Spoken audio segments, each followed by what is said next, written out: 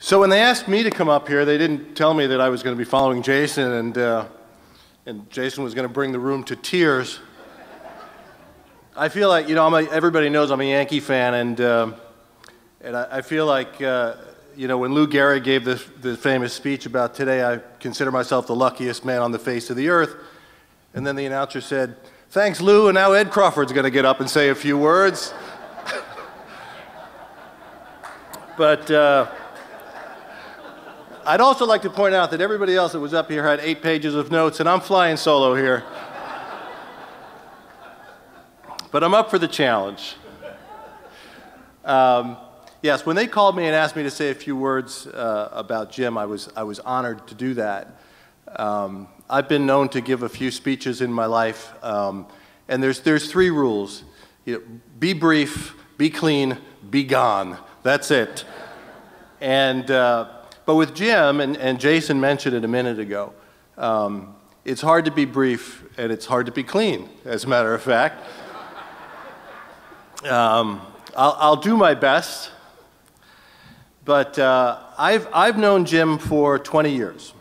And, you know, I mean, you mentioned 1963. I was in kindergarten, folks, in 1963. So 20 years in friendships with Jim Risk, that's not a lot of time, okay? That's not a lot of time. But I can honestly say in those 20 years, I feel as close a friendship and kinship with Jim Risk and his entire family as anyone in the industry, quite frankly. I'm privileged to call him a friend.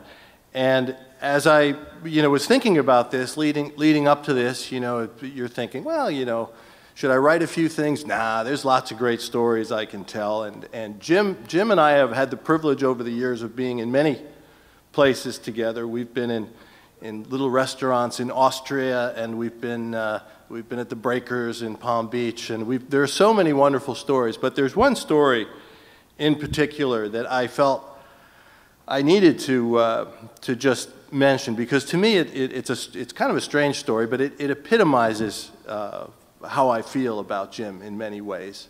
And this is a story that goes back to the Ryder Cup at the K Club in Ireland, which I think was probably 11 or 12 years ago.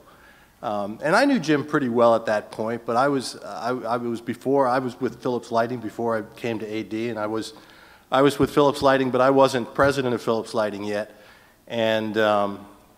And so we sponsored the Ryder Cup, and I was given an assignment. Jim Risk, David Gabriel, and Dale Holt are to be our guests at the Ryder Cup, and your job is to get them over there and make sure they have a good time. Now, if you know, you all know Jim, but if you know David Gabriel from Sonopar and Dale Holt from Codell Electric back then, it's hard not to have a good time with the 3 of them.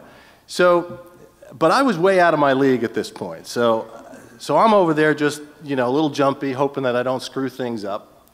And I knew I was out of my league because one night, the first night, we're going to the big formal dinner that kicks off the Ryder Cup every year. And it's a very formal event, and everybody's in tuxedos, and we're in our tuxedos, and we have this driver taking us over. And I noticed Jim's cufflinks. And I'm like, "Oh, Jim, those are nice looking cufflinks."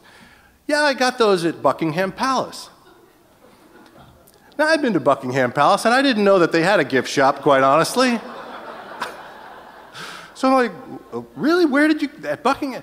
"Well, yeah, you know, we were there. We had, you know, lunch with, you know, Princess Margaret at Buckingham Palace." I'm like, Jesus Christ, you had lunch with the Queen's sister at Buckingham Palace?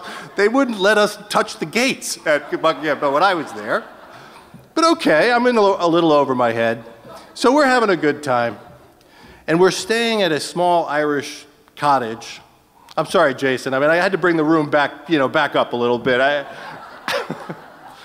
But we're staying at this beautiful little cottage, and it's Jim and David and Dale. Now, Dale Holt, if you know Dale, this was just about when Dale started to shave his head.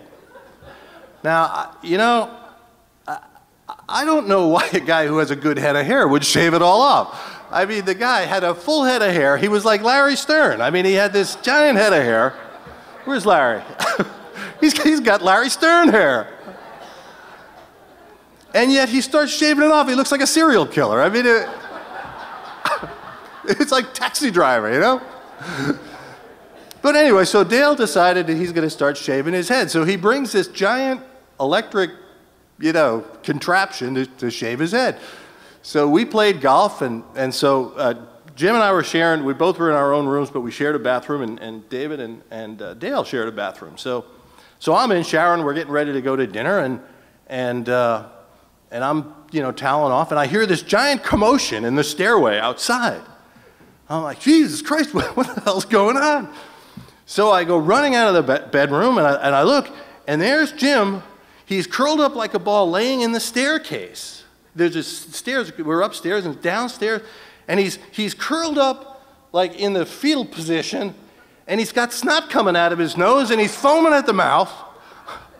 And I'm like, Jesus Christ, they send me over here to make sure these 3 customers are having a good time, and I just killed one of my biggest customers.